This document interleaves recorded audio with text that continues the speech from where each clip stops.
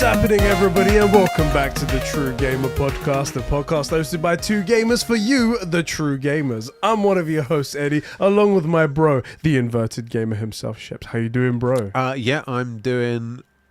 No, I'm not doing good. Oh, no. No. It's been a tough couple of days, isn't it? It has been tough. Luckily, I've had sleepless nights anyway. Oh, so yeah. So plenty of time to work on issues, yeah. Exactly. In terms of gaming, it's starting to really ramp up. Yeah, We've got a big topic to talk about today, which is in the headline. It's the PlayStation Plus subscription service. But apparently there's more shit to come. The rumors are that there's two more big announcements to be made this week. One of them might even be happening today, and I've got Twitter.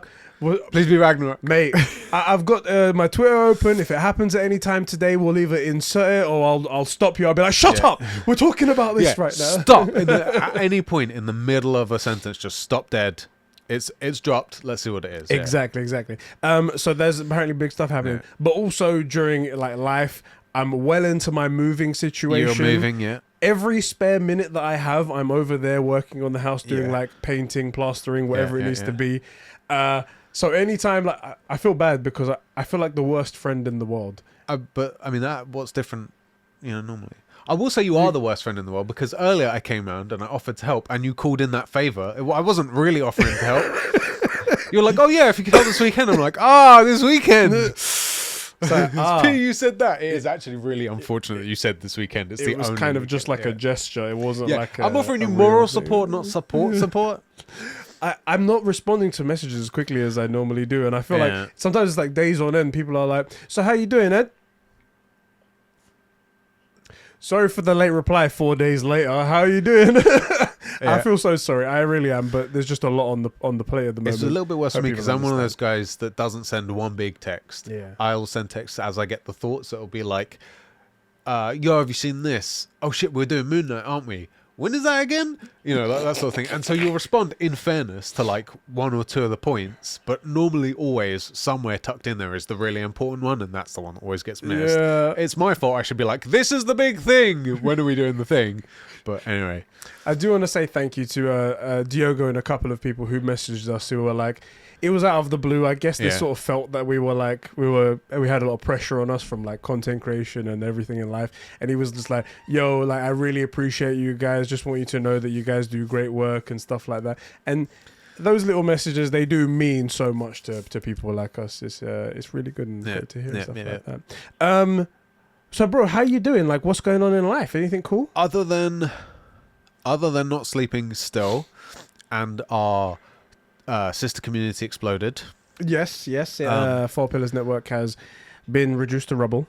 It has. I'm sure they will rebuild, but luckily we will jump on this opportunity to dance on their graves. To completely capitalize on the issue. We are, in fact, the best Discord on the internet because we are the only Discord now on the internet. By default, we win. We win. We told you. So we got the flagship show and the flagship Discord. Exactly right there. So, but in fairness, that has been not a headache, but it's been something that's been occupying a lot more of my time than I expected Discord to, like managing a Discord to. Yeah. We just sort of made a Discord and we have somewhere to hang out. Now we've got to manage it a bit. So that's been a thing. I've been finishing up Horizon stuff. Oh, you've been going back to do some more side quests. Yeah, and like stuff. I just finished the game, and by the way, I really wish you would have told me once you get the Sun Wing that is the best.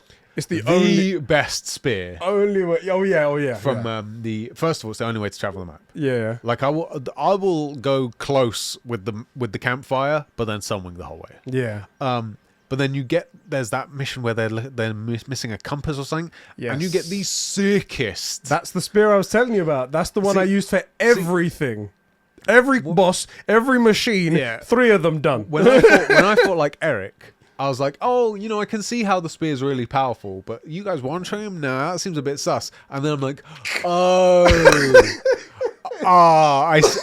I see. Yeah. Now I kind of want to go back and like sort of, I wish I could restart from that point and just go and do that mission and be like, yo, Eric, I got a little something to talk to you about. Come over here, bro. Yeah, I will say that spear makes this game totally different. I would actually have to up the difficulty. I'm not one of those people like you find a point where you're having fun and that's your difficulty, but I'd be like, you get the spear, no, you have to go up at least 1 or 2 because it just makes it that much easier. It's so sick. I've been playing. What about you? I've been playing oddly GTA Online. I've seen you. So this is the weird thing. So I'm in this weird situation where I beat Horizon Forbidden West. We did our spoiler cast last week, by the way. If you want to check that out, it's awesome. I think we did a really good conversation. Yeah. Everyone liked it. However, there's this gap between that and Lego Star Wars. Yeah. And I was planning to start Elden Ring immediately after I finish Horizon Forbidden West. But I know that Elden Ring is a massive game. Yeah, it takes almost 20 minutes to beat. Almost 20 minutes, the speed run. That's insane. That is crazy. I would actually love to see a video of that, by the way. I'm curious. It's probably out on YouTube somewhere, right? But I was like, in order for me to play beat all these bosses to get the full experience, some people are putting like upwards of 80 hours, close to 100 hours into this thing. Katie's got 160 hours on it. Fucking nuts. Fucking nuts. And I mean, Katie's a bit of a psychopath, but a lot of us are a massive psychopath. The psychopath. It's actually her name's there in Psychopath Under the Dictionary. Picture of her as well. Well, it's actually her avatar. That's what it is right there. And I was like, I really want to enjoy this game because I am a big Souls fan. I'm sure it'll be great. And it's one of those ones that people are saying is going to be the game of the year. So I want to be able to absorb it. Yeah.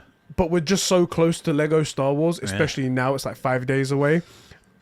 I can't start it. I can't start it. We'll ruin that moment. That's fair. For me. And so you were looking at it and you're like, you know what? I'll play this game that's ancient that has this thing. I won't, like, I don't know, finish Halo, for example. No. Won't go through Halo. You're already halfway through Halo 2. You won't finish that. Halfway through Halo 2, halfway through Mass Effect, halfway through my replay on PC for God of War, halfway through my replay of The Witcher 3 on PC with mods. And I just went, do you know what? GTA Online. Yeah. I'm going to start from scratch. I don't have enough on my plate. I don't want to get too into a game like Elden Ring. So I know the worst thing, the really annoying thing is like, Halo 2 is only like 20 hours or something. It's not massive, and you're halfway through it. Yeah. And also, Halo 2 and Halo 3 are some of my favorite games.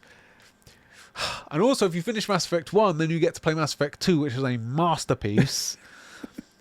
Oh, I hate you so much. How you find GTA? My life is just to make you angry. That's what it is. So GTA Online, I like it because I'm playing on PS5. Yeah. It's at 60 FPS and it's got a ray tracing mode as well, which isn't too stunning to be honest, but you do see some nice reflections and that's all good. Pretty stunning for a game that's 2,000 years old. Exactly. The ancient Egyptians were playing it. Yeah. Right, you see it on the hieroglyphics. It's like it's got like an owl, it's got and then up, a dog. down, left, right, up, down, left, right, R1, R2, and then the cheat codes for it. There you go. Right. And somewhere scribbled there is, if you bang the hooker, you get your health back, and then you kill her and get your money back. It's the perfect system. There you go.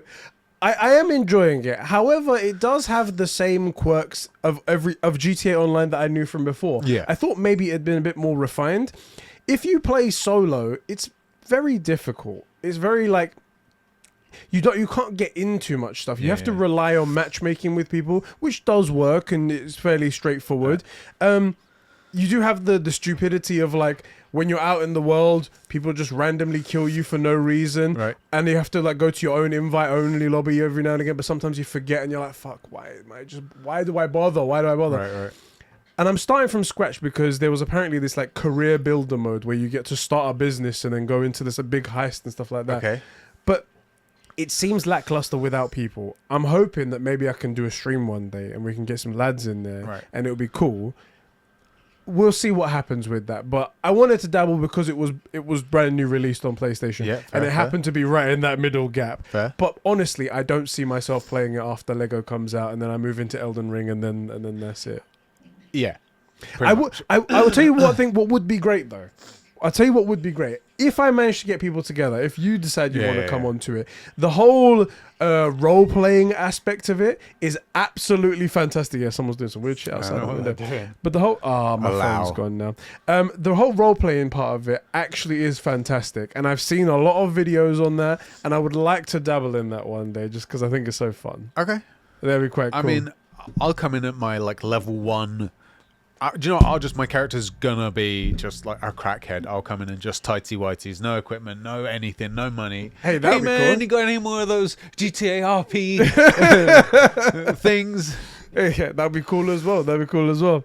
Anyway, that's just I've just been playing. So basically, the most interesting thing about GTA Online is that it is the same product from, what was it, 2013 when it came out? Yeah, it's not changed at all, and it's still got that same GTA jank as well. Yeah. I'm like you jump in a weird way and stuff, when you're trying to jump over. Or like something nudges you, and then it triggers the fall animation, and then you fall for like what feels like 13 minutes, and you're like, can I get up now? Can I get up now? All right, cool, thank God. Yeah. Anyway, we'll see how long that goes on for, and you guys can tell me if you're playing it as well. There are some people in our community that do like GTA Online. And I'm happy for that. Yeah, that's cool. I'd like to see what they see, I'd like but there are people in our community that like Minecraft. Yeah. I mean, some people in our community as well like anime. It's just, it's right, exactly. And we're not gonna insult people with disabilities. Exactly. But in particular the weebs. Yeah. Which, by the way, now I have my army. We can overthrow your hold on the Discord. What the hell, 4 Pillars guys, man? Why are you all weebs? I thought we was going to get at least a couple of Superman fans up in here, and then we like do a whole uprising of Superman fans, but instead all we got was these weebs. God. So you've been playing, other than GTA, is there anything... Well, let me rephrase. Do you think, because you started a gaming... betting pool, so you could rinse money out of it. No, it's not really, but it's like an online, what do you call it, like fantasy critic. It was called. Fantasy critic. That's right. Lego Star Wars is a big pick for that, but weirdly, I don't think it's going to win because it's Lego Star Wars, which means it's a known entity. Like I know it's going to be great, but I also feel like I know exactly what I'm getting with it. Yeah. Do you know what I mean? Whereas like the unknown of like Elden Ring, the unknown of Ragnarok, Horizon Forbidden West, and then it comes out and it like you don't really know what you're getting, and there's sort of like this big reveal. Whereas I sort of know exactly what I'm going to get with Lego Star Wars. Do you know what I mean? Like I've already played this game, I just haven't played this version of this game. Do you know what I mean? It's possible that this is going to be fantastic, but no. I mean, it will be fantastic. Well, yeah, but whether or not it will be even like whether it will be something groundbreaking and actually change the narrative, because. Oh, you think they might change the story of Star Wars? No, I think that the story of Star Wars is going to be... Well, they'll change it a bit because it'll be Lego-fied. Yes, yeah, right? So they'll make it a bit more fun. And it won't be like talking about loss and stuff that. It will be very much thing. But I don't know whether it will score really, really high. Yeah. Or it might score really, really high purely because the reviewers will be like, okay, it's a Lego game. Yeah. And when have they not banged? It's based on a Star Wars and it's really cool. It's the best version of anything. Or they might just go, yeah, this is fun. That's all right. Yeah, I think, don't get me wrong, I think it's going to be an 8.5 to 9.5. Right. Like somewhere in there, but also I don't think it's winning when there's things like Elden Ring. Do you know what I mean? Like I think people are going to talk about it and go, man, this game's really, really, really, really good. Elden Ring's my game of the year. Do you know what I mean? Yeah. I just sort of get that vibe for it. Let me just see. I've opened up the Fantasy Critic League. I just want to see who of our bros... Where did you make this? It was at the start of the year. At the start of the year, I was like, before any games come out, we're gonna do this so we can get. Okay, so okay, Lego Star Wars, Putete Corporation. Who is that? High Quality Potato. Adam High Quality Potato got the Lego Star Wars. Right now, he's sitting on 12.6 points based on Triangle Strategy that came out. I didn't even know that was a game, but. We'll see how he goes. Was that his loser that he picked? He had to pick the biggest loser and the biggest winner. That was one of his genuine picks. I think his counter pick was Forspoken. So if Forspoken dies, then he's going to get a lot of points for that. Yeah. Anyway, that's our Fantasy Critic League that we started right there. More updates soon on that. I wish you would have let me know about it and I would have had a pick. But the only reason why it's fun is because you're not there. Right, exactly. That makes a lot more sense. Bro. Talking of people that aren't fun to have around. Exactly. Our Super Bros. Our Super Bros who support us over at patreon.com/Conbrosations. It's not a dab. It's a dab right there. /Conbrosations. Fine, there you go. You get a 1/3 / There you go.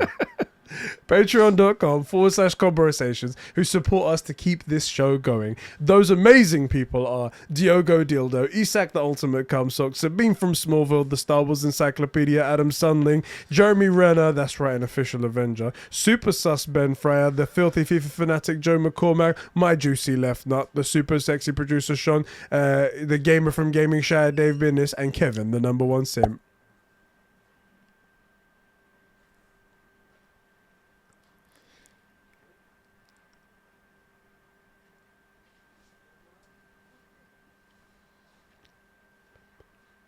They can't see the freaking Pokemon, you idiot.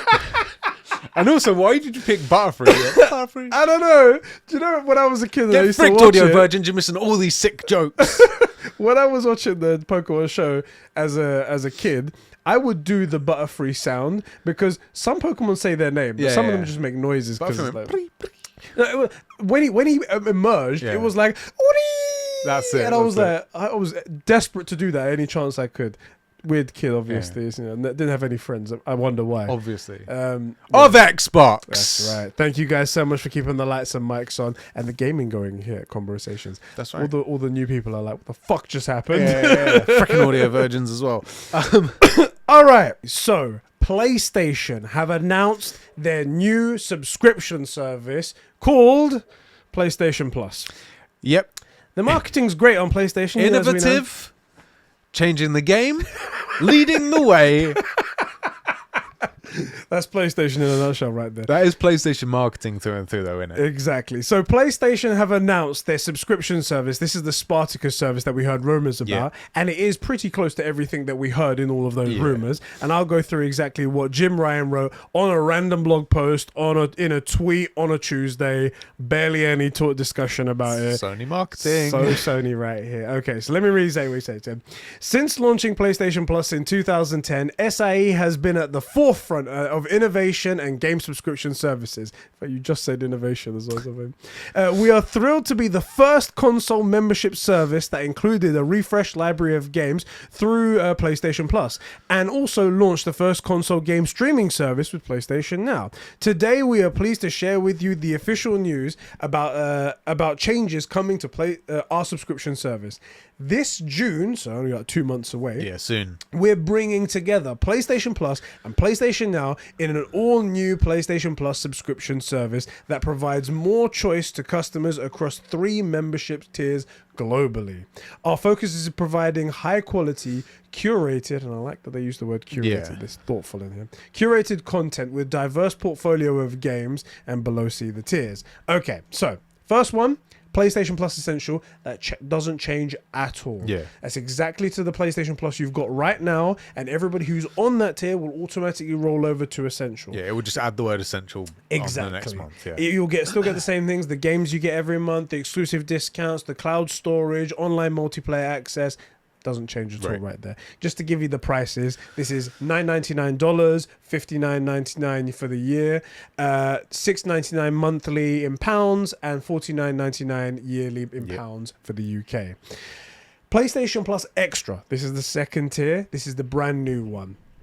You get everything from the Essential tier, plus it adds a catalogue of 400 plus games of PlayStation 4 and PlayStation 5 games, including blockbuster hits from our PlayStation Studio catalog and third-party partners. Games in the extra tier are available for download and play. So you can download all of those, no streaming involved. What's the price on that? 400. This one is $14.99 per month, or $9.99 per year. So it's always cheaper to go for the yearly option. What do you mean? Say that again? $99.99. Cool, so $99 there per year. And in the UK is £10.99 monthly and £83.99 yearly. Right. Considerably cheaper for the yearly option. Yeah, they always do that. The yearly's always way better value. For some reason, Xbox doesn't do a yearly version of their Game Pass. In fairness, you can get Game Pass for 2 years for $1. Solid point. Or for free because you just get a new burner account. Exactly. You get a tampon packet somewhere. They'll give you a code somewhere. PlayStation Plus Premium. This is the top level one, the third tier. This one includes all of the benefits from the Essential tier, all of the benefits from the extra tier we just mentioned, plus an extra 340 additional games from the PlayStation 3 era, PlayStation 2 era, PlayStation 1, and PlayStation Portable era. Yeah. Available for download and streaming. So you can stream any of them, you can download any of them, except for the PlayStation 3 ones. You can only do streaming. Yeah. Still, unfortunately, the same thing as it is in PlayStation Now. You also get time-limited game trials as well with that for select games. So some games you'll be able to try out for a limited time, like Death Stranding was like 5 hours or whatever. That will be also available only at the premium tier. The price of this one is $17.99 per month and $119.99 per year, and £13.49 monthly and £99.99 in the UK yearly. Again, massively cheaper for the yearly option. One little caveat as well: if you're going for the premium option, PlayStation Now isn't available in every region, so you do have to get a version called PlayStation Plus Deluxe, which is essentially the same thing but without the PS3 streaming option. That's if you're in a place where like there are laws about streaming things, for example. Exactly, or if they haven't established it yet over there. But you do get it for a cheaper price, so have a look in your region and see what's going on there. But that is the new titles: Essential, Extra, and Premium, all with their own benefits. Off the top, how do you feel about that? It's a massive library. It's a huge library, isn't it? 450 minimum if you're going in the middle tier. Yeah. Extra, and then almost 800 titles. Yeah, that's crazy. That's quite mad. I'm in some parts of it, I'm like, wow, Sony actually went out on this. And then some parts of it, I'm like, okay, this isn't all that great. But I feel like Extra is going to be very popular. Yes. And it's normal that these places try to get the middle option to be like the most popular, because you tend to find that like additional costs are minimal, if anything. Yeah. And the potential extra value is fairly significant.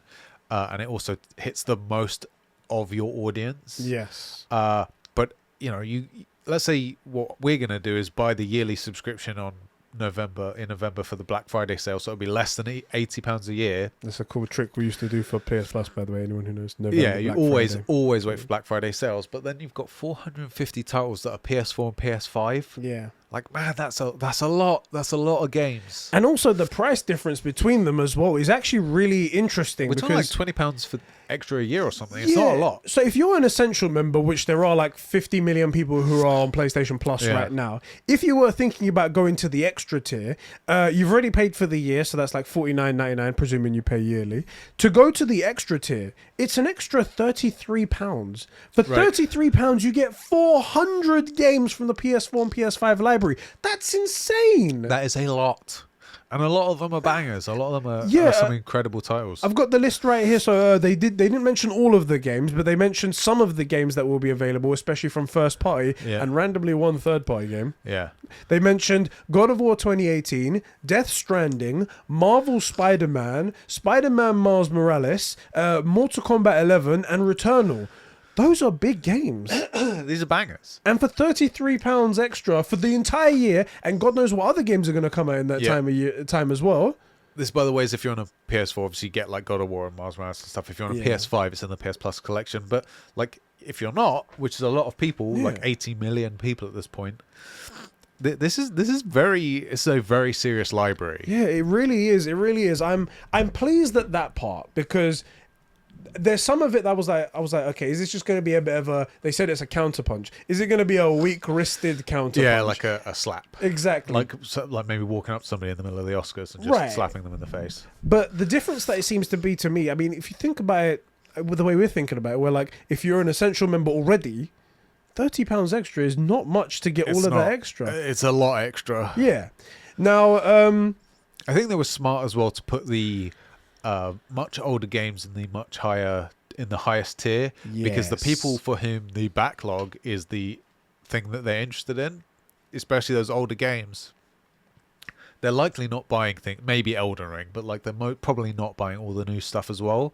So like, okay, they can pay a little bit more. It's in terms of like getting the most out of your customers in the best way possible. This seems like the way to do it. Honestly, if they had done it the other way around, where like the middle tier was the one with the back catalog, and then the other tier was the one that's higher, I'd have been like, oh, that's such a scummy move. Because I think most people are going to want the more modern games rather than the older games. I think you're the older games are going to have a place, but you don't play those for much. You play them for. I'll find myself going on there for 1 month, get a couple of the games I'm interested in just because I'm feeling nostalgic or something, and then I'll drop back down. Yeah, you know. Yeah, that's how I see it. I'll be doing it. Also, let's say I'm on the extra and I want to go up to premium.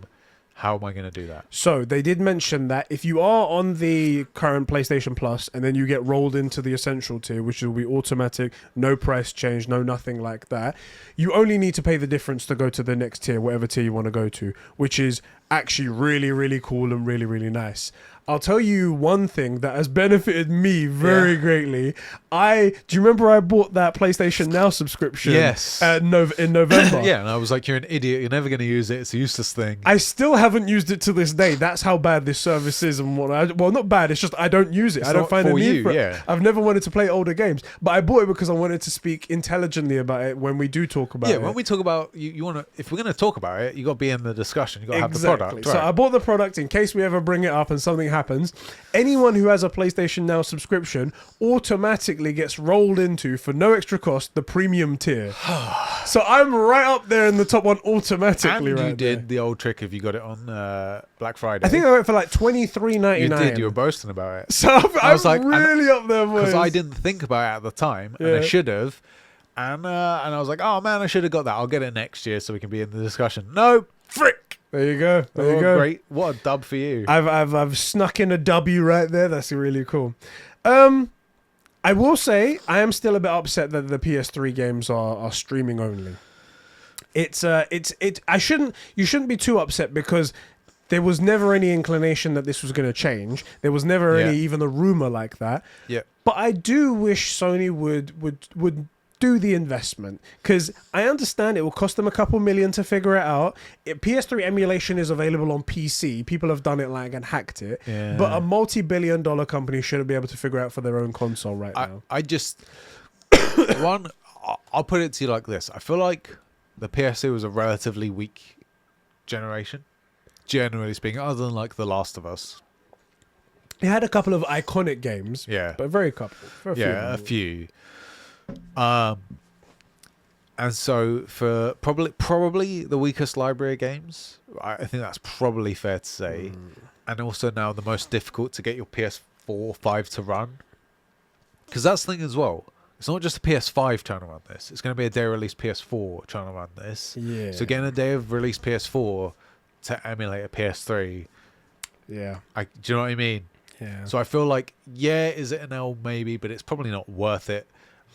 This is the thing. And they probably think the same thing as well, because making the streaming, that means extra fees to Microsoft for the Azure servers. Yeah. It's not like they were just like, oh, we won't bother. Like, someone's gone and said, okay, really, what's it going to, like, can we do this? Like we've said, that I think that PlayStation are just very business focused. They're very numbers focused. They look down at the balance sheet and they have a look and they're like, this isn't going to work out. Because if they do the investment, streaming is the way forward, right? Streaming is the future. Yeah. There's no denying that. It's just a matter of when. It's infrastructure mostly. I think they see that streaming is going to be the future, and if they've made this investment already and they're ready for the future, if they make an investment to make a PlayStation 3 available on console, it's going to be obsolete in 5-10 years, however long it's going to be, and they just see that as a loss. And I'm like, yes, it's a loss, but it would make your customers so happy. Just, it's a lot of goodwill. But that's not what they're about. How do you put that into the formula for the investors, though? So when you put it on a sheet, it's like, so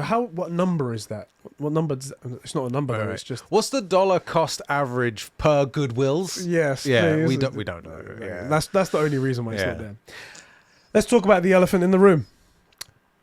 There are no day one first-party PlayStation exclusives coming to this service. Jim Ryan has confirmed that. He has said it will not happen. How do you think you feel about that? Thank God. Thank Jesus. The gaming gods have looked down upon us and have given us a great prize. Thank you very much for that. My really big concern over the last sort of year and a half has been that Sony is getting led around by the nose by Microsoft. Mm-hmm. And here we finally have where they go, okay, there's room for a competing service, but we're not going to follow their L's. Yeah. We're going to compete with the service and keep all of our dubs. We're doing it the Sony way. Like, why would you? You're clearly winning. You're clearly doing everything right. You're making these critically acclaimed games, selling millions and millions of copies. Right. Your consoles are selling by the millions as well. Yeah. They can't be stocked in anywhere. Yeah. Your stock prices, your profits are going up. Everything's going up. Why would you copy someone who's going the opposite way? To the point where that competitor has released reports saying, why are their games winning? Why are they so good? We know the formula. We need to start competing with this.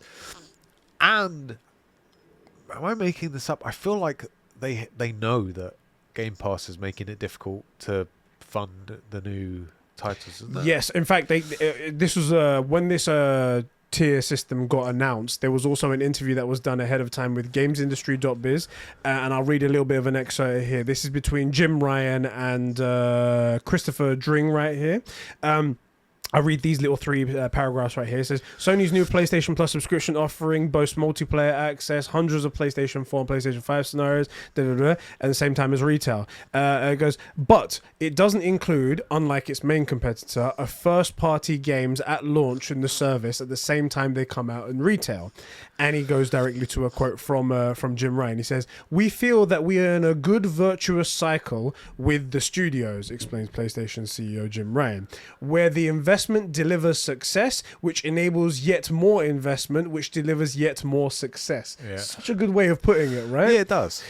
We like the cycle that we like this cycle, and we think our gamers like this cycle. He continues. He says, in terms of putting our games on this service or any of our subscriptions upon their release, as you well know, this is not the road we have gone down in the past, and it's not a road we are going to go down with this new service. We feel if we do that, the games that we make at PlayStation Studios, that virtuous cycle will be broken. The level of investment that we need to make in our studios will not be possible, and we think this will have a knock-on effect to the quality of the games that we make, and that would not be something gamers want. Exactly. I totally agree. It's not what gamers want. Let me paint you a picture. 2017, okay, which is when Game Pass comes out. Mm-hmm. On that year, Horizon Zero Dawn, Ghost of Tsushima, The Last of Us 2, Horizon Forbidden West. I'm not even going to bother. Death Strand. I'm not going to bother continuing. Like, you make a game, it does well, it funds the next game. Mm-hmm. They made Spider-Man. It did well. They made Miles Morales. It did well. They're making Spider-Man 2. Horizon Zero Dawn came out. It did well.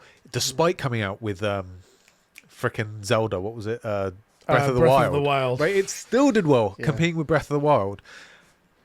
And what do? They go and make the second title because it did so well. God of War. It did so well. They're going to bring out God of War. This is how new game babies are made. Yeah. Right? You bring out a game, it does well, it proves that the market's there, and they fund another game, and you get another good game. And so far, they've all been bangers. Yeah. And the follow-on titles have all been worth it. Like, I didn't love Zero Dawn, but otherwise it's a good game. Forbidden West, in comparison, is a banger. Mm-hmm. It's so much better than Zero Dawn, at least in my opinion. Like, Ragnarok is probably going to be very good. Yeah. Like, the model works. Yeah. And Elden Ring proves that people are willing to buy good games all over the spectrum. Like, why would you get away from that? Yeah. Why would you? You've got this winning formula. Why would you possibly change it? Why would you want to change it? I am really happy to see that they have kept their dubs and then gone, okay, we will also compete with this. Like, there is a market for this library and subscription service. Yeah. And then they didn't go, oh, well, 50 quid a month or something. They went, yeah, it's a couple of pounds more. It's like £3 a month extra, and not even that. I'm glad that they offered the yearly price. That's what I'm really glad, because Xbox doesn't offer a yearly price as far as I'm aware. They offer that monthly one. But like you said, you can get it for like on a tampon packet anywhere. Or you just churn new emails. I heard, I don't know why, but I took the bait for saying it, or I started baiting and I got into it because I was bored on Twitter. So it's like, you can't get Game Pass this one. I'm like, yeah, you can. Just make new emails. Like, no one's going to do that, brother, you stupid. People do that all the time for services. For all sorts of things. We're in the culture of, no, it's worth paying for products you enjoy. Yeah. And I make burner emails all the time. Yeah. Yeah. I got 50 of them. for exactly this purpose. Like, it's ridiculous. So I'm really glad to see that Sony's keeping like the core of it, which is they're going to make great exclusive titles. You're going to buy it for full price, and if you really have a problem with it, pick up secondhand. Do whatever you want. I don't want to do that. And also, game share. You can game share as well. You have one other friend that's on the same ecosystem. All your games are half price from now on. Yeah, you know. And also, there's another bit that people, I guess, we're not talking about yet because it's still so brand new. This is PlayStation's their own service. Yeah. Which means that they know the numbers behind the scenes. They know when it's beneficial to go to put the game on the service and whatnot. Yeah. Who's to say that God of War Ragnarok, a year later, a year and a half later, doesn't come to two. That's the thing. I'm just thinking about the old tentpole graph. But that's the thing. They'll know exactly. There will be a day they will have the data and go, after 117 days, it's not worth it anymore. Like 348 days, just drop it. I think it's literally that bell curve where it's like, okay, when it comes down to the tentpole curve, where it's like when it gets to this point, it's beyond what we believe is financially economical to be there, and it would attract more people if we put onto the service, bang onto the service. And who knows how early that's going to be. PlayStation will be getting money from this service, so it does make it's more incentive to put it on the service. Yep. So you could be one of those people who just waits until that happens. Yeah. That's another option. That's the one bit that we don't know about yet. We don't know all of the games. We've got a list of like 5 or 6 games there that are bangers. I did mention those games, did I? Yeah, you did. You did. You said the list. Cool. Those games that are bangers. But we don't know any about third-party games and how recent those third-party games are going to be, and whether or not in the future we're going to get deals like we do for PlayStation Plus, where randomly we do get a day one third-party game that pops up on there. Does happen. I assume with the extra capital, there might be even more deals that go through now. You know, maybe. But the thing that we touched on before and never really spoke about is, let me pose this as a question because I know you know the answer. How many of you knew, before we have said it, that there are 50 million users of PS Plus? Because the big elephant in the room isn't actually competing with Game Pass, because what are the exclusives on there again? Or is it Halo Infinite? Never mind. It's that these motherfuckers can't market a goddamn thing. Yes. They can't even market PS Now in the PS Store. Yeah. Now, obsolete product now because of this. They don't market PS Plus very well in the PS Store. No. It's a random thing off to the side that you have to get like 15 clicks to get to. You do. It's awful. Like, nah. And PS Plus, like, it has a tab, but it's just like one of the regular tabs off to the side. It's not like, yo, PS Plus. Oh, yeah, your library, your stuff. It's like, that should be front and center. It's not. Why is it not? I genuinely think that if PlayStation were to get off of their fucking asses and do some proper marketing for once, this service could actually be a killer. Yes. Because I don't think it's going to come day and date, and it won't ever happen. Don't ever get that in your head. I hope not. I hope not as well. I don't. There'd have to be in some serious desperation to do that. The same way that Microsoft was in serious desperation to do it. That's the reason why it exists. How are you going to compete with one company putting out games when you have no games? You've got to go for this, exactly. Right? It was an emergency. I hope that they get successful with this. They market it properly, because I would like games to come out to that service a year afterwards or something like that. Yeah. Not a hard date, but soon afterwards, that people see it as a benefit to go to it, because it just helps PlayStation, because that would also be an investment to the future of the next game or something like that. But it does rely on the service being successful, and that relies on PlayStation actually marketing it. So get off your asses and do it. They really have to. Another group that I just thought, so there are people that are like, you know, I'll wait for it to become free or for it to drop in price. Yeah. Well, now, let's say Ragnarok. Let's say someone is curious but not curious enough to buy it, and they're like, you know, I'll wait for it to like come to PC or whatever. Instead of it coming to PC, waiting 2 years, whatever it is, that span. Yeah. Let's say it comes on here much sooner than that. Like, when did Horizon go up there? I don't remember. I think it was 3 years. So let's say like 2 to 3 years, somewhere in there, right? Instead of waiting 3 years, maybe you get a year and a half, and for the price of $10.99 for the month. Yeah. Right? So now you have this group that were waiting for it to go somewhere else, and now they can just get it on their PlayStation even earlier and still get on. And we get that data, or PlayStation get that data, Sony get that data, where they go, okay, this account that comes on every few months or every like 6 months, 1 year, What did they download? What did these people download? Oh, well, time on the service to what were the most downloaded games? Oh, it was these. Okay, so this is the stuff people want to play, the stuff people are interested in. It's extra data for like, where is attention and where are we actually making money? This person got which service, okay, and what did they download, okay, and then once they played that game, because you'll know when it was completed. All that valuable data. Right. Did they play anything else?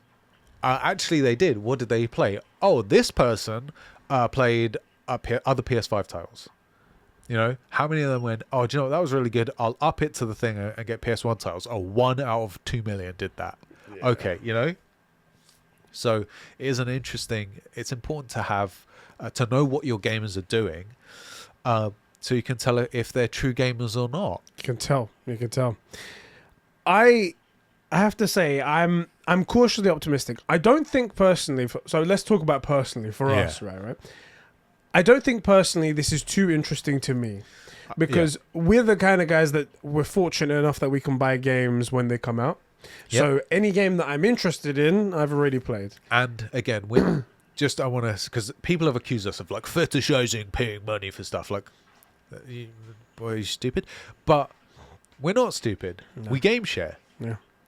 One of us, if there's a game that, like, I might get that Gundam game. Yeah. You're not going to be interested in it. No. I'm going to pay full price for it. Yeah. That's how that works. Yeah. But a game like Horizon, it's functioning. Well, you got the collector's editions. That's different. But had you not, it would have been game shared. Do you know what I mean? So, like, we're not. Any game that's going to come to the services, any game that I'm interested in, I've already played because I've already bought it, and they don't go anywhere. Once you buy them, they're yours. I'm not going to need to do it like that. So this isn't going to be particularly attractive to me, even though I've already got the service now because of the PlayStation Now thing. But I will say, I do think that there is potential for this PlayStation Extra, the middle tier, to become something really, really good. I think that middle tier is really serious. It's got a very serious value proposition, similar to Game Pass, which is the massive library. But the difference is that, from my recollection, the vast majority of those titles are maybe not something that you want to play, but worth playing. And from my recollection of Game Pass, which is not just because I'm a Sony pony, but the majority of stuff on there is not stuff you were ever really interested in. It's stuff that if you were really pressed, you'd be like, oh, I might see what that's about. Yes, that's what it's always been. There's always been, every now and again, there's a gem in there. There's like a new game that pops up, like Tunic has been on there. And people are saying, oh, that's a really cool game. It doesn't ever seem to be people saying, oh, this is a game I was going to buy and that's what's going on there. It seems to be games that I'll try out because it's on there. And that's fine if you're like that, but then it's not like bringing you something. It's you just happen to be in the area type thing. I will say as well, the PlayStation Extra tier, the 400 games, that's 400 PlayStation 4 and PlayStation 5 games. They're modern games. They're much more modern. The games on Xbox's Game Pass, they include also games from the 360 era, original Xbox games, Xbox One games, which I don't even remember any Xbox One games. In fairness to those, that was the time when Microsoft made games. Oh, yes, to be fair. So, yes. There is that. So, personally, I see that there's a little bit more value over there. The only difference, as I said, is the day one exclusives. Yeah. Microsoft currently aren't bringing out many of those. There's exactly. There's a couple. Exactly. Not anything that's changed any sort of narrative. So I'm actually with you there. It's like, there's no day one, but what is there to play on Xbox that you can get day one? Arguably, that could change in the future. We'll see what the future brings us, and we could have another conversation then. And I know everybody loves to call us Sony ponies, but we've said we do want good games on Microsoft. I want it to be a world where we have an Xbox, not one, totally different console, Xbox Series X. Yeah. And are like, okay, what am I going to play today? But that reality doesn't exist, and it seems like it's a long way off. Yes. I hope that changes soon. I do. We have to see how often the games come out. And I do think it's honestly just because of the day one games that causes this. But I don't want this service to do the same thing that Xbox's Game Pass does, where it goes, oh, well, I'll just wait for it to come to PlayStation Plus. Yeah. I'll wait for it to come to, it's going to come to PlayStation Plus, don't worry about it. Because that's a really, really detrimental mentality to have. I agree. In business, in the gaming sphere, in the gaming industry. We're seeing that from the data from Xbox, which is that they're just unwilling in general to pay for games, even good games. there is data about this out there, and the lowest sales in general are on Xbox, and it's for this reason. Even PC peasants that everything is at their advantage, they are way outselling Xbox, and Sony is where the most people, sort of by proportion, purchase things. So, look, we're just big dick, big alpha energy, consumers. How do you feel about the game trials being locked to the top tier? Because for us, it's not a big deal. Because anything we want to play, we're going to buy. Yeah. What's funny? I was going to ask, actually, because you're going to have the, what's the last one? Premium. And because it will be new for you, you will check it out as a service. I'm really curious to maybe a month after it comes out to get your opinions on it, because you will check out all the old stuff, not because you care about the old stuff, but because it's a new thing to play with, right? And you will check out demos. No, they're not calling it demos. What do they call it? Time trials. It's demos. Even though you could buy the game if you wanted it, or you've probably already played it, but you'll try it to see how it is. Yeah. So I'm really curious to know what you think, but that'll be 4 months away. I'll be there the beginning of June doing it all out. Because so you guys will see. It might be interesting. You might find that because you do have the service and you will click around on it. There are PS1 titles that, like, maybe there was something you wanted to play as a kid, but, because you didn't have the money, you had to wait for parents to get it, you didn't get something for Christmas, that you do pick it up. Yeah. Or there's a game that you totally forgot existed and it's on there. Like, I doubt it would be, but let's say Hit and Run was on there. Telling me you're not going to get that? Are you telling me you're not going to get it? Well, like, boys, it's in the intro for a reason. I wonder if that's the reason why they did such a poor showing of this in the poor marketing of this in the initial thing, and the reason why they've held back all the games, because when they do show it, they're going to be like, guys, fucking Simpsons Hit and Run here, Chrono Cross, Chrono Trigger, let's get all these big bangers out here, baby. Bruv, there's Window Washer for the iToy, which nobody ever played, but I did, and no one cares about it. See what I mean? Like, it would be fun to see, because I know you would at least just check out what's on there, because you want to be in the discussion.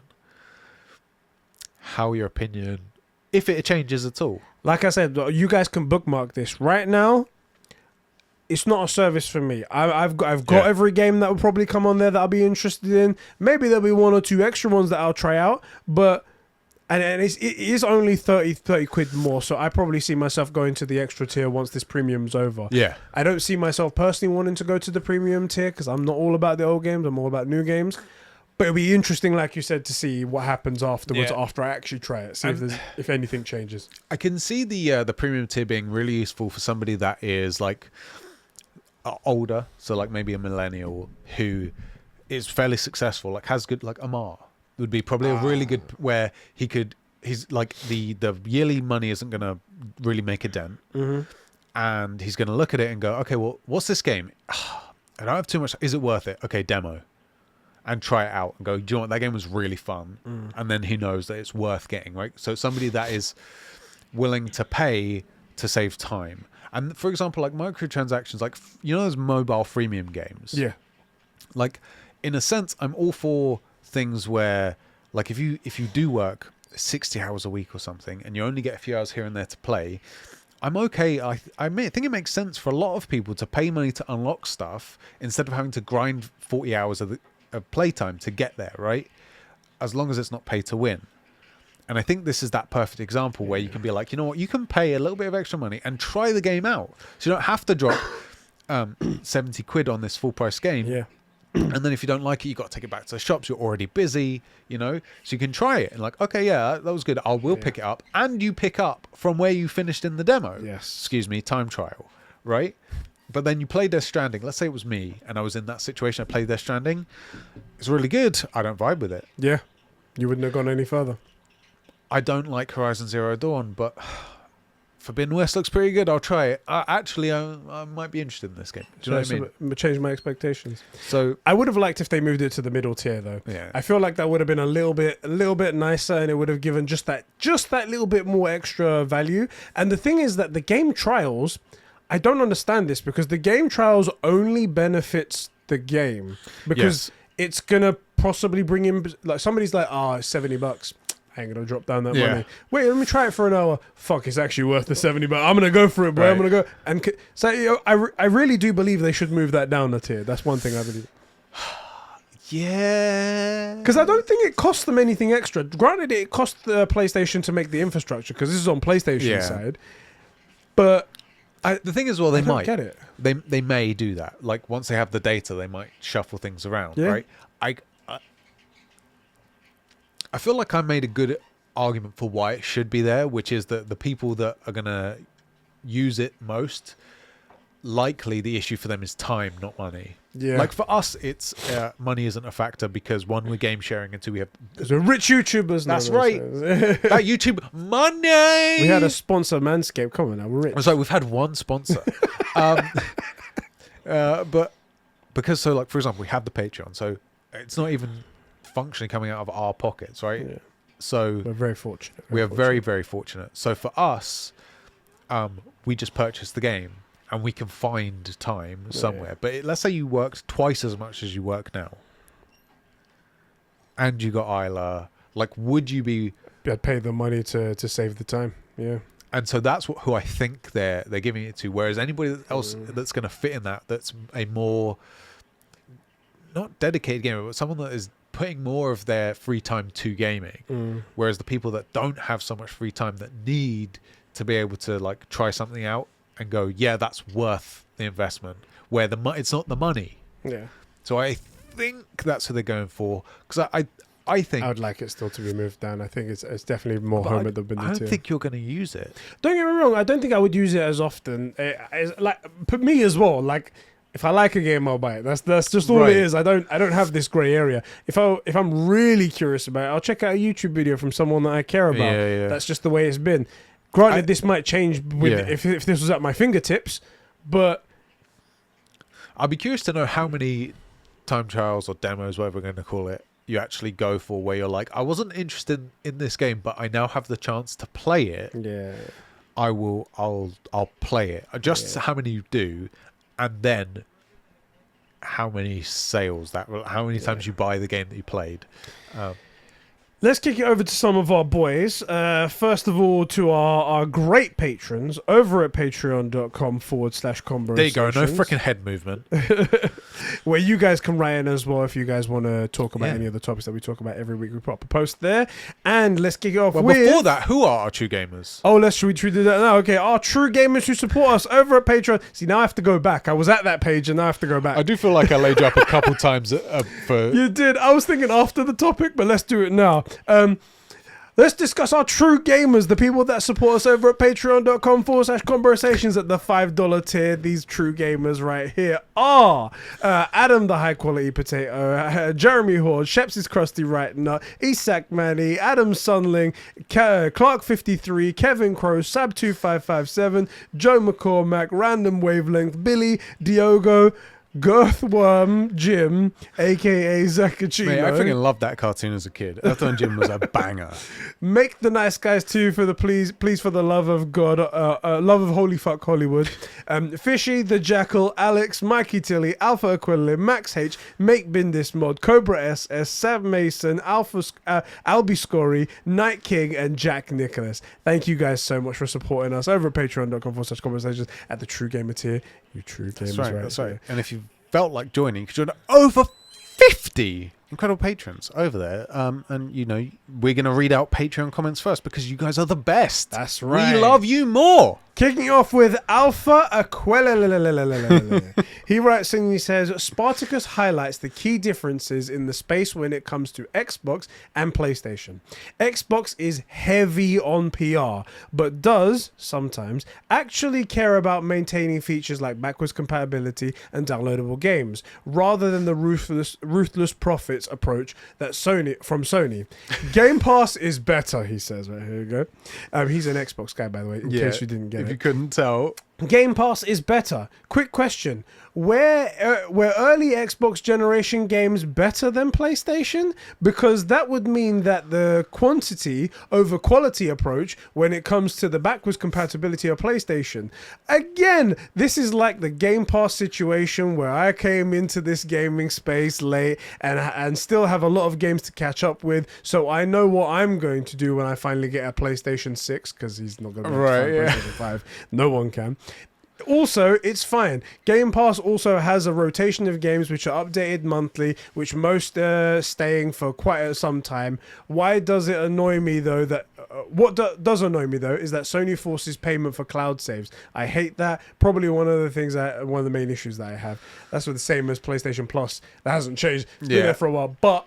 I agree. You should be able to just get that for being in the ecosystem, but hey. Interesting question about were the old titles better than the Xbox competitors, because I feel like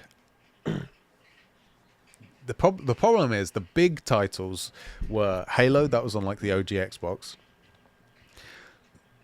360 had the best stuff at the time and was the best place to play that console stuff until The Last of Us changed the game.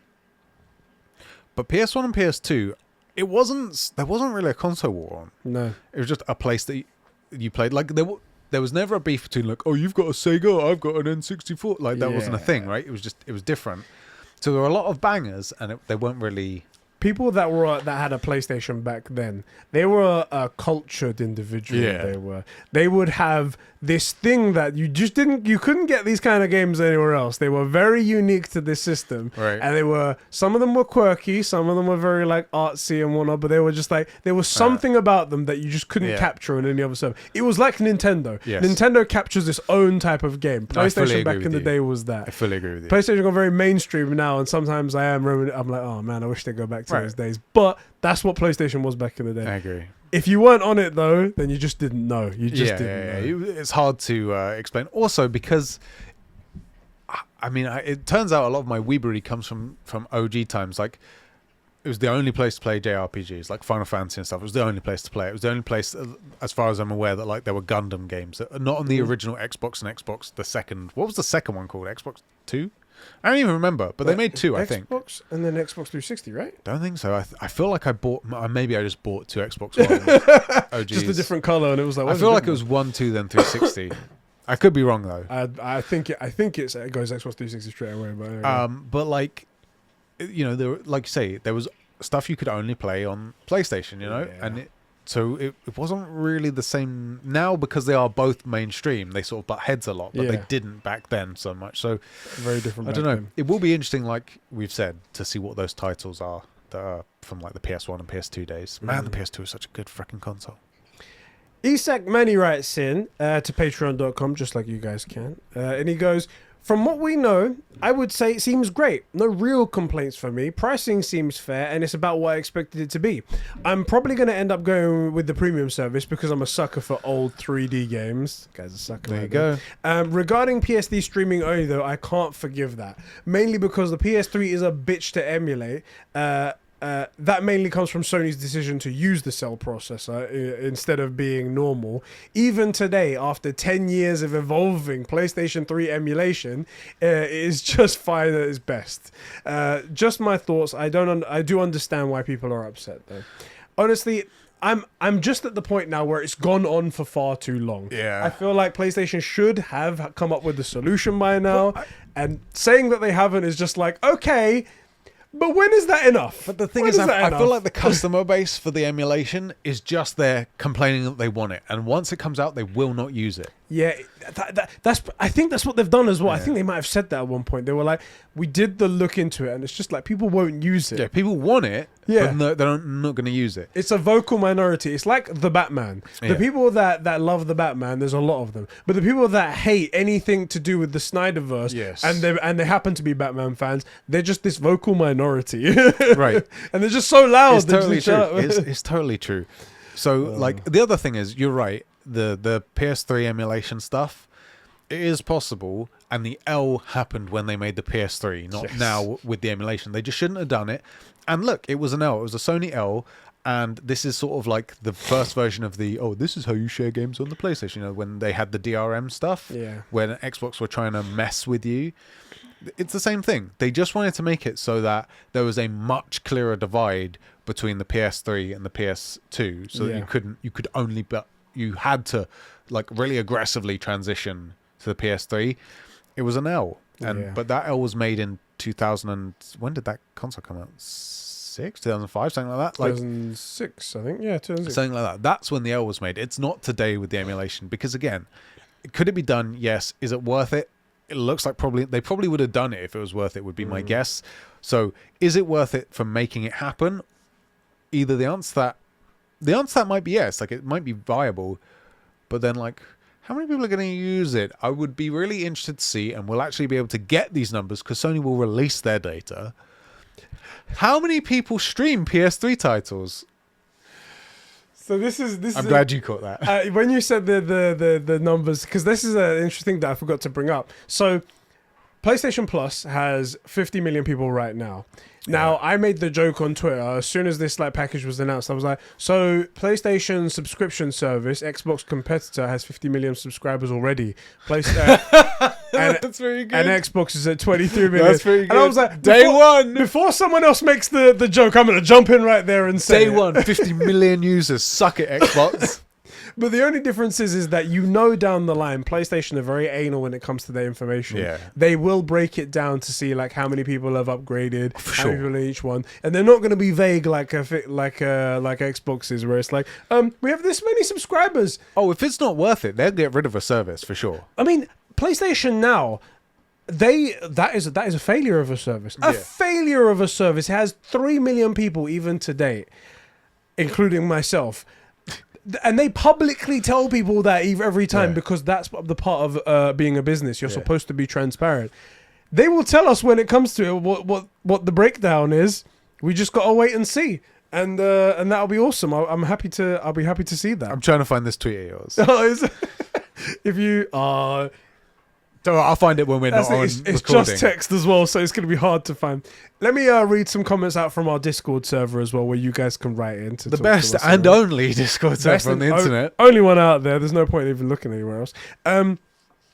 Diogo writes in, he says, would prefer disc backwards compatibility instead of throwing in the PlayStation Now backwards compatibility. But hey ho, last tier seems really expensive for what you're getting in a way, but the rest seem decently priced.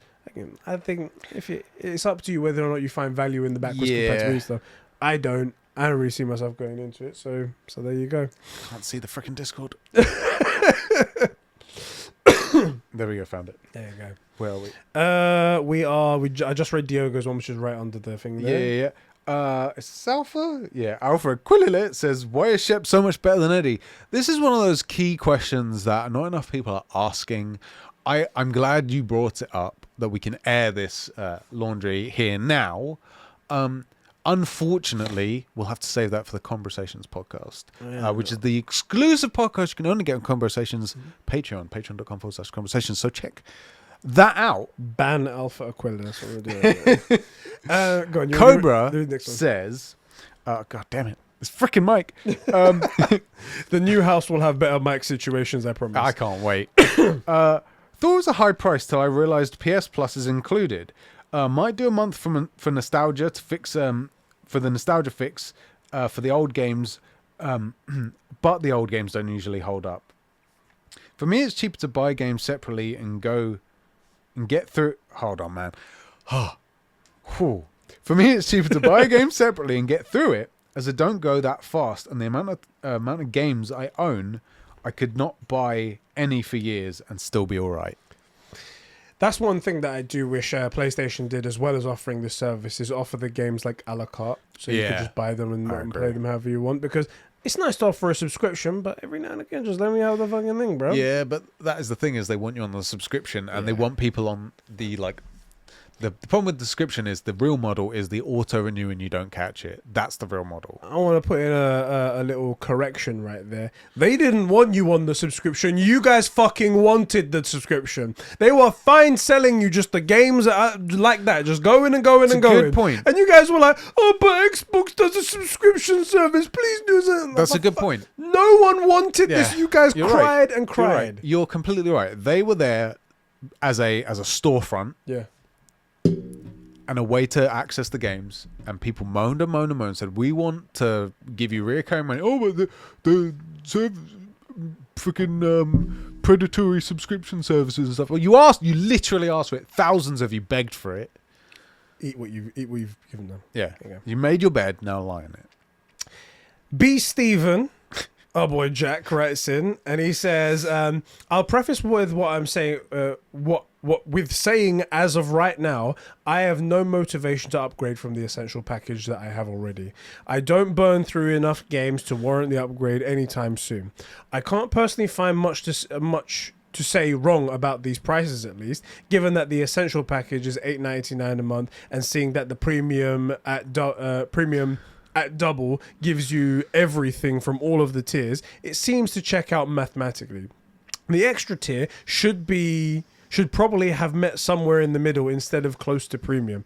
I wouldn't recommend anyone who does play games rigorously go for the premium, and I'd recommend people like the Conbros to upgrade to extra if it was offering loads of games that someone hasn't played yet. But mostly people probably own all the current selection as of now. That's exactly who I am right here.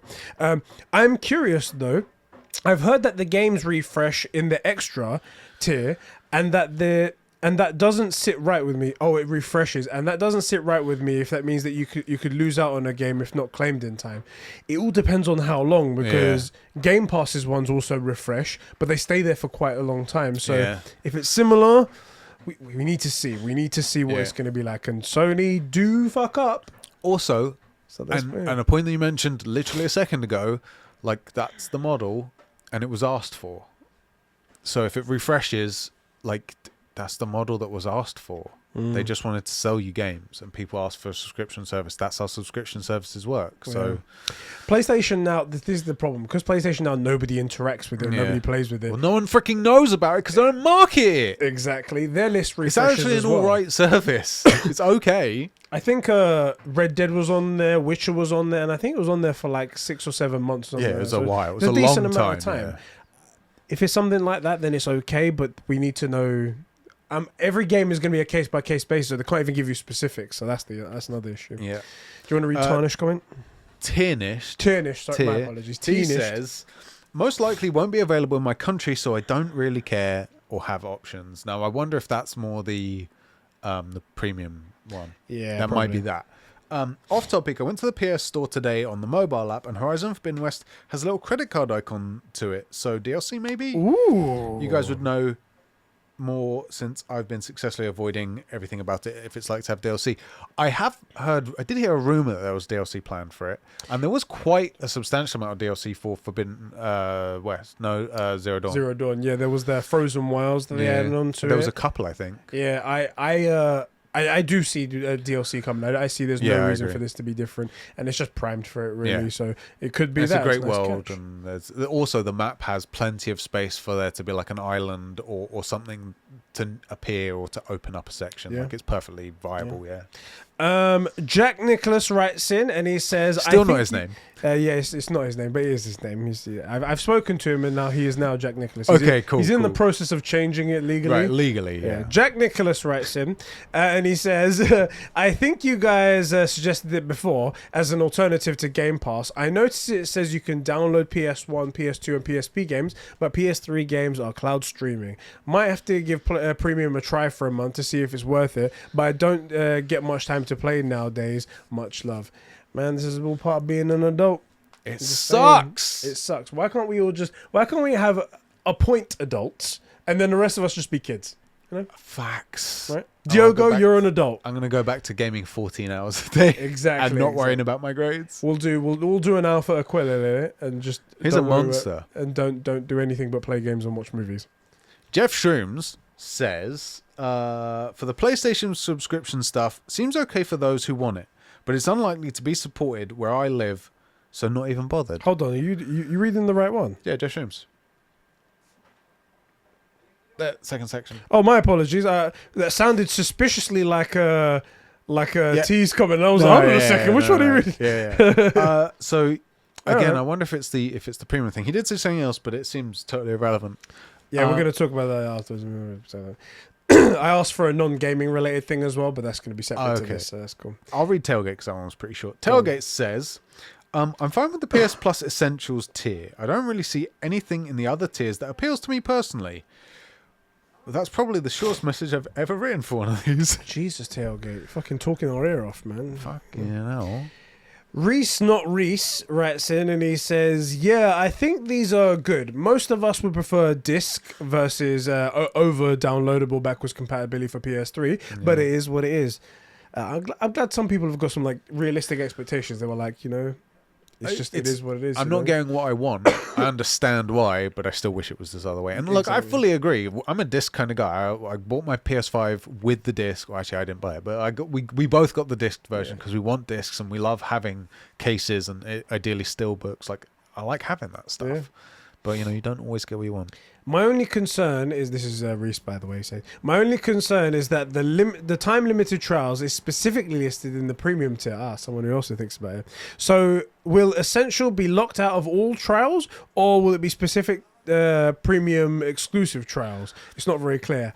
I believe the way it's going to be is that you have to be in the premium tier in order to have any trials whatsoever. Yeah. It doesn't seem to, in my opinion, the way I interpret it, doesn't suggest that you get anything for being in the other tiers, unfortunately. Sony, this is the thing though, Sony do change stuff around and they get rid of things they don't like. And if they find that actually there's a really high conversion when people use the trials to purchasing the game, and they have like 40 times the user base on the thing, they might go, we've now added thing to here. Well, PlayStation Now, and I don't know if it's because nobody cared about it or anything like that, but PlayStation Now was double the price that it is today before it's going to get deleted. And then they slashed the price. So clearly they looked at the data and they went, we need to do something about this. Yeah. This might just be, and then they started to add all these big AAA games in there. Yeah. So they do pay attention. This service is in its infancy right now. We'll see how it and these things do change, better. And Sony does change stuff. They don't like, I think for example, the reason Game Pass did day and date, because I don't think it was initially, they didn't initially say that they were doing that, is because they just sort of had set down this thing of like, you can play games whenever, and then enough people said, well, this new game, is that coming? And they did one, and then sort of felt that they locked themselves in, and couldn't figure out how to get out of it without causing a PR nightmare because they're terrified of that. They've got nothing to fall back on if they suffer a bit like that. Exactly. Whereas Sony might go, you know what, these trials are actually really profitable. Let's say we'll change the thing. You maybe do like a slightly different price for a while or something. Reasons to do it, and then boom, here's this thing. So it might come, and I think that would be really useful for a lot of people. I do agree with you there. Yeah. One second, there's another part to this comment here. I won't bother with extra, he says, since if I really want a game, I'm happy to spend the money on a particular game. But I will pick up premium if there ever goes to a Black Friday sale. Yeah. Guys smart. That's how to do it, man. Since there are some PS2 games I've been wanting to play, other than that, I'll stick with the Essential just for the multiplayer. By the way, I want to say, because it really bugs me, people like, especially that one comment, you guys fetishize buying stuff. Like, we're all about getting it at the best deal possible. Yeah. Right? Always get your stuff on Black Friday, and we game share. So, like, you're getting your service for half price, your games for half price. Yeah. Like, that's the best way to do it. Do what's best for you, but also something that's healthy for the environment you want to maintain. Right? Yeah. Like, we want to maintain it, so we're paying for stuff. Yeah. And we will buy, there's nothing we've said, like, I'll buy a £70 game. How many times have I said to you, I was like, all right, bro, this game we're going to have to buy both of us separately because I really want the Steelbook or the collector's edition or something like that. Annoyingly, because we do game share all the time. Yeah. Like, all the time. And I'm never like, you fucking say, what's the point? I'll game share with someone else. I'm like, cool, I'll buy it myself. It is. Yeah, it happens all the time. And I'm also happy to do it. If the game's worth it, I think it's worth 140 quid, meet both of us buying it. Or like GTA, worth it. Right? Every year, get a new copy. Every year. Every month, fuck it. Mikey T92 says, it doesn't seem too bad price-wise. Have to wait and see what games they get on it, though. Yeah, because they've just said there's 450. Yeah, they've thrown out this massive number. Seems impressive. We've got 6 of the 400 games they've mentioned, and we're like, cool. There were a lot of really good games, but there were also just a lot of games. Yeah. Probably will wait for a while and see what they have on it before upgrading to it. I had PlayStation Now for a while. Black Friday sales are too tempting. The man is big brain. Yeah. barely used the thing, so I'll wait and see. Having the trials on the top tier is a bit BS. See, everyone else is feeling it. Do you know what? I am starting to feel you guys that the trials probably is better to be on the middle because tier. it's just purely because it's marketing for themselves. It's people are going to try the games and then they're going to buy it, or they're not going to buy it. And that was the same situation before, except now they've got a taste. But have you considered that you talk about marketing and this is Sony? Oh yeah, my apologies. So there's the problem. There's a problem. Cool. Yeah, cool. I will say, what was he saying about the No, I had something in my mind, but I forgot what it was. Oh no, he mentioned PlayStation Now. So if you got PlayStation Now, you're going to be like me. You're going to get bumped into the premium unless tier it straight runs up. out before. Yeah, it's true. You don't know. We don't. In November, so. No, yeah, you'll have it for 3 months. If he, we said the Black Friday sales are too tempting. Yeah. So yeah, you'll have it for 3 months or something. Whenever. When did they say it was coming through? June, July, August, September, October, November. 5 months. 5 months. So I can count. So you'll have a good chance to try it out. Yeah. So yeah, that'd be cool. Yeah. One thing I want to mention as well that I saw online, because when this first came out, I was very happy with the discourse that was going on online. I was like, cool, everyone's not crying about everything being that it doesn't have day one games. Everyone's being very realistic and being understanding of the situation that we're in and the life that we're in, and how ridiculous it is that Microsoft is doing that. And everyone was complaining about the PS3 game still being streaming. I was like, cool, valid criticism. But then, unfortunately, the wave of idiots came through talking about how PlayStation isn't offering day one simply because they're greedy. And I'm like, no, it's not. I mean, there's a very, very good statement here that has all of the merit and you can't argue with. It's not pure. PlayStation can be greedy. Yeah, of course. But this is not a greedy situation. Yeah. This is purely to maintain the quality of the environment that they've And one made. Dumbass was like, yo, well, look, Forza Horizon didn't suffer because of Game Pass. And I was like, you're cherry picking Forza Horizon, aren't you? You're neglecting the tentpole IP of Microsoft, Halo, that has recently come out bare bones with barely any content. And forgetting the 700 days with nothing. Exactly. Coming out with a multiplayer that has got predatory microtransactions and has a player count of nearly 0. Yeah, you conveniently sidestepped that one right there. What was the price tag on that project again? $500 million. Supposedly, anyway. But we can't ever find any numbers for anything. Exactly. This is the knock-on effect that Jim Ryan was talking about when you create a subscription service that cannibalizes all of your day one first-party games. The investment needs to come back. And unfortunately, this is the thing. People are pretending like Microsoft can foot the bill for anything. Why did they try to raise the price of Xbox Live Gold? Because they thought it'd be a nice way to inject some money into the system. Didn't work out. They got the backlash. They went back on it. Why have they now done predatory microtransactions in their flagship game rather than keeping it pure like all of these? And also, how well was that received? Oh wait, it died. Exactly. And so what was their thing? Oh yeah, that's right. They tried to buy their way out of the problem by buying up studios. Who ironically haven't made anything good, excepting, was it BioWare? No, Bethesda, who the last thing they made where they made anything good was for Sony. Yeah. Which again proves the issue, which is totally management. Yeah. So, I mean, they're just, at some point they will eventually run out of money, and it probably will be a long time down the road, but unless they start getting some dubs, and those dubs are going to have to come from good business, not deep pockets. I think they're gonna run out of patience far before they run out of money. Yeah, I think because, you're right. Like I said in one of the last podcasts, that Phil Spencer's not going to be around forever. He's not going to be in that position forever. Right. The next guy's going to come in, and maybe he doesn't have the same sort of silver tongue that he seems to have that Phil Spencer has with the CEOs, to just say, I want to lose a ton of money, and they just go, yeah, sure, no problem. Yeah. Some executives can be like, look, enough is enough. We need profits now, and you're not doing it with this. This is just costing us money. When that day comes, it will all be over, and we'll see what happens there.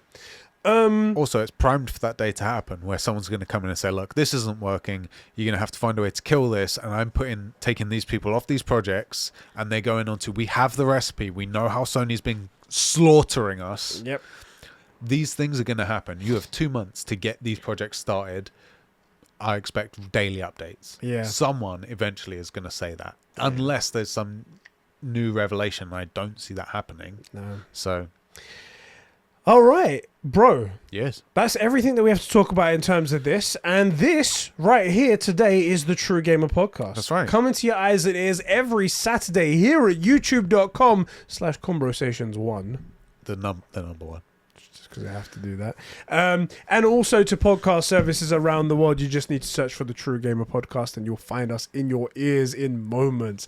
If you're listening on podcast services, please rate us 5 stars. Please on Spotify and Apple Podcasts. And if you're watching on YouTube, hit that like button, hit the subscribe button, and hit that notification bell for the occasional notification. Yeah, usually days late. Days late. It'll be there. It'll be there sometime. Yeah. Maybe down the line. But oh, do you know, 3 years ago you were subscribed to these guys. Maybe one day they'll even get sub boxes working. Maybe. Let's not put any money down on that though. But if you guys really like what we do here, if you guys really want to support us and take your support that step further, you can head over to patreon.com/Conbrosations and kick us a couple of bucks a month, where you can get things like the Conbrosations podcast, which is exclusive to Patreon, a monthly podcast that we do over there. No filter whatsoever on anything we say. It gets pretty dirty. You know what I'm talking about. If you go to the $5 tier, you get read out like our true gamers were, and you get this podcast early, the day that we record it, so you guys can listen to it straight away in your ears. And you support us, so you get this like warm feeling in your pants that you supported the Conversations. And from True Gamer and above as well, you get discount on our merch. That's true. That's right. You get the like 10% or something like that off of our merch store, so you can go check that out as well. And if you go any further, you get shout outs on the Super Bro tier and all that cool stuff. That's right. The more you pay, the more we love you and the harsher we treat you. You know, spare the rod, spoil the child. Yeah, we talk about our Super Bros like they are our enemy, and that's because they pay us more. That's right. It's basically a Findom arrangement. Disgusting. You think that $15 is so terrible? Oh, bro. So we got. This is literally encapsulated the whole of the internet. There's nothing else that even came out. Really coming. Well, except there are in the next week or two. There's a couple of Sony events that are coming. Apparently, but we don't know any things. But while we have your attention, I think it's time for Correcting Conversations. Yes, it is. Although we have to check both videos. Yes, because I guarantee there will be ones on the spoiler cast. Correcting Conversations. If you are new around here, we say things on the internet. And despite having our large, wrinkly brains, sometimes we say things that aren't exactly accurate, and we've never let facts get in the way of a strong held belief. So when it happens, all you have to do is go down to the comment section of this video and type in, at 15 minutes and 89 seconds, when you said that Phil Spencer is bad, he's actually good. Then you read your comment, write your comment, and we'll read it out and credit you next week. That's right. In our last episode of the True Gamer Podcast, Runic Firebird writes in, he says, "Dear Correcting Conversations, I've been out for a while helping my brother recover from surgery, but now I'm back." Good guy, Runic Firebird. Exactly. This week I have a correction for Eddie. Oh, no, that's right. Big, wrinkly brain. Your brain is small and smooth. We don't need to read this one. It's okay. He goes, at 13 minutes and 72 seconds. That's right. Eddie said that some evil goblin guy is the bad guy of the Hogwarts Legacy game. Right. We don't actually know if that's the case, he says. It's not a correction. It's let's hold on a second. Hold on a minute. It may not be, Also, can I just say, the absolute difference in tempo when you're getting a correction versus me. It's always very yours was like the sultry tones of slight corrections to Eddie. Yeah, exactly. And mine is like the full sandpaper condom of like, Shep said something wrong on the internet. Except his take for Aloy, which is perfect. I love as well that his correction is more that he doesn't want me to sully the good name of goblins or something like that. Right. So, we don't know 100% just yet. Hold on a second. Right. He goes, we don't actually know if that's the case. What they said, there was a talk of a goblin rebellion, which is not saying an evil goblin guy is the main bad guy of the game. I mean, look, just the official stance of Conversations is we are pro maintaining the goblin slavery ring. And so, obviously, if they're breaking out, then that is bad, isn't it? Exactly. That's our official stance. Yeah. Creating Conbrosations, put it under the stamp, Geth Prime writes in, well, actually, he just wrote in to say, I wonder what wacky hot takes the lads will say today. Oh, boy. Just great takes. These takes were amazing, weren't they? And he didn't come back with anything, so obviously... Our takes were amazing. This was on the Witcher episode about the new Witcher that CDPR is making. Yes. That's all the corrections from the last what about episode. The spoiler cast for Horizon. Spoiler cast. We've got some here. Okay, all right. Brian Ford writes in. This is our Horizon Forbidden West spoiler cast. Gaming. Oh, sorry, not Brian Ford first. First is Diogo. Diogo writes in. He says, correcting Conbrosations. Silence impersonates a Banuk shaman, which is why he has those blue wires in his body. Clearly, you fake fans haven't played Horizon Zero Dawn's DLC, where this is explored. Shep slap. So, correct. He didn't like the base game. Why would he play the DLC? Exactly. Thank you. Wait, I mean, what are you smoking here, Diogo? What a dick. Brian Ford writes in and he goes, Diogo took my one, which I was actually going to do. So here's a smaller, nitpicky one. Perfect. I can't not write it. These are the corrections I live for. The clamber jaws, the monkey ones, the stalkers, the invisible leopard ones, are not just in San Francisco. They both have a couple of machine sites in lowland Tanuk territory. Yes, yeah, they do. And if you do the tall neck in the abandoned village, you'll probably see both of them. I did, for the record, because I said that these are two enemy types that I never fought. Weirdly, because I was kind of, and I'm a stealth as optional kind of person, but I'm like Alo's fighting giant, like slaughter-tooth things, robots that look like dinosaurs and stuff. Like it's a Robo T-Rex. I'm not going to frick with it. Stealth is the way to go. And I did do that tall neck and went through all of the lowland stuff, and I never fought one of either of those. I mean, they were there. I got attacked a couple times and just ran away because I was trying to just get onto this tall neck. So you're right, they're in a bunch of places, and I haven't fought a single one of either. I never killed one. And I never got killed by one either. It's just one of those weird things, I don't know. So I might go back at one point and be like, I'm going to kill this freaking monkey. And murk this thing. Yeah, just see, but, He writes in a little bit more, just some thoughts. I definitely agree that Regella, she had a lot of potential, but was underused. Yep. And I got the Regella edition too, so I'm extra annoyed at that. There was a point there where she hadn't been seen in the story for quite a while, and I thought she would end up being at the end of like a rebel camp quest line or something like that, but ended up being an entirely different chick. The other characters were well written, and I thought they were right in the end, and the quest lines weren't very weird, were kind of weird. I thought that the Nemesis reveal. Oh, we're getting a bit of spoilers here. Should we not mention? Yeah, this? let's I feel like we shouldn't mention it because it's spoilers. But he mentions he agrees with some of the stuff that we mentioned towards the end. Anyway, love hearing your guys' opinions. Didn't agree with all of your points. I don't understand why. How they're great takes. Exactly. You also opened my eyes to some things that I glossed over. Overall, love the game. At least 9.5 out of 10 for me. Can't wait to see where it goes from here. It's very good. The thing about Regella is I was pretty sure that actually she was going to be on the Zenith side. Because it would have made sense for why her champion had the glider that we get and stuff like they have all this extra tech, and that's why, because she's been sort of basically bought off by the Zenith, and then you bring the Tanakh and maybe the Karja with you. Yeah, that I think would have made a bit more sense and made Regala have a point. Yeah, I agree. So anyway, that's everything that we have to talk about. Just one final thing, which is there's not a lot of information here, but the Activision Blizzard. This is our favorite company in the world. Yeah, favorite company. The sexual harassment allegations that came out and whatnot. Well, apparently it's all been solved and justice has been given. Activision Blizzard have paid a settlement of $18 million to the people that have been affected. Cool. That's justice. A start. Right. The real thing is one, well deserved. Like, get fricked. I hope that it's not going to hurt enough, but I hope it hurts a bit. Ideally, I think this is the way they should do it. Those fines should come out of like a top level, CEO type bonuses. That's where that money should come from, and it should come from it legally. So they can't go like take money away from other people, or take it out of cash on hand profits or anything like that. It has to come out of their top end.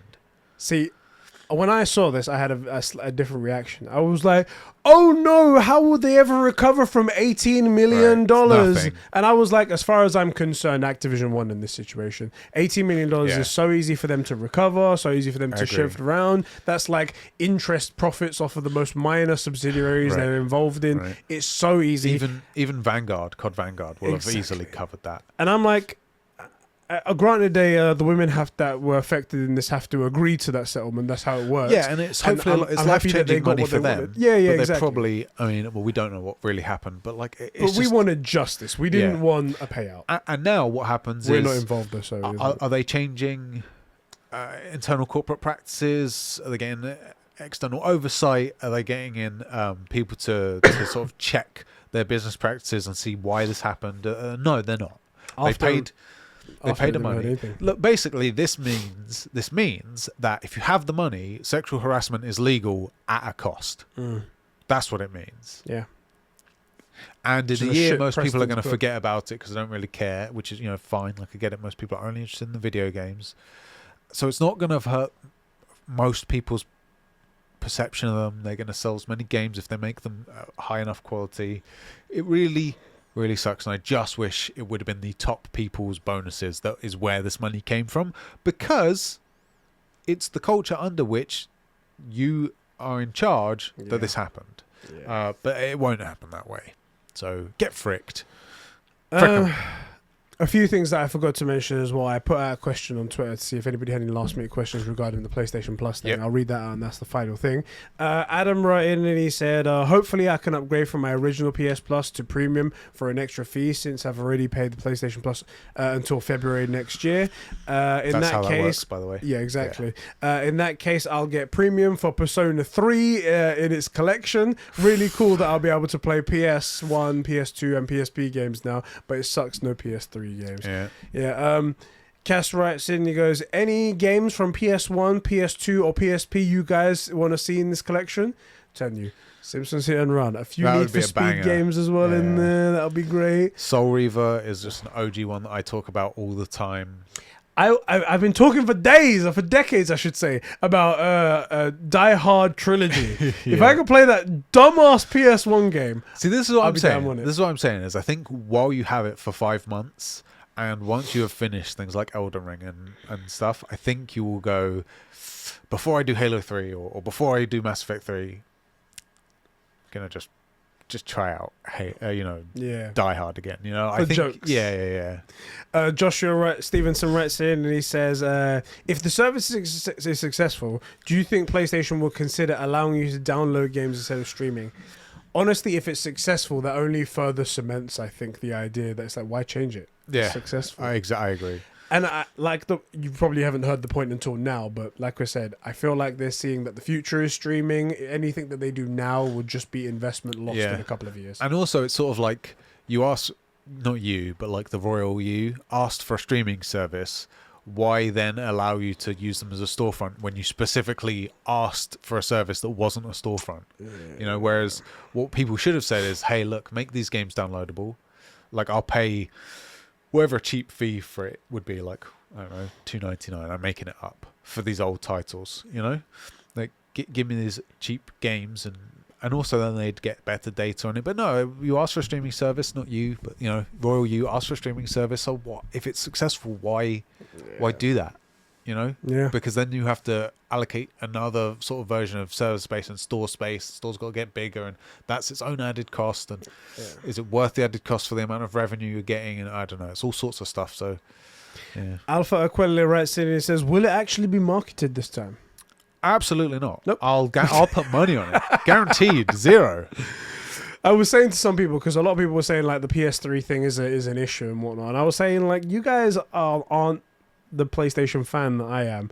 I've been with them for years, and with every great thing that Sony does, they do a dumb thing on the side. And let's just be thankful this time it's not something that's crippling to the gaming industry. Okay? Yes. Let's just be thankful for that. The way I think about it is, it's like the person you really want to come to the party arrives, and when they take off their shoes in the pile of shoes, they kick everybody else's out the way and it makes a mess. But you really want this person to be here, but they made a freaking mess. Yeah. Or like 20 other shoes. That's how I feel that so when you come because you got to run out to get something, like your shoes are all over the place. And what? Yeah.